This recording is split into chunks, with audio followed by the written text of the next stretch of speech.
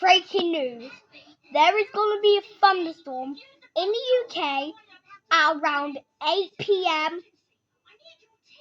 in all parts of England and even London Colney. And around between 10 p.m. and 11 p.m. it will go into cloudy skies and the storm will go away. So that's why I was here to tell you. When the thunderstorm comes, all doors shut, don't go outside for cigarettes. Only if you need to, go in there.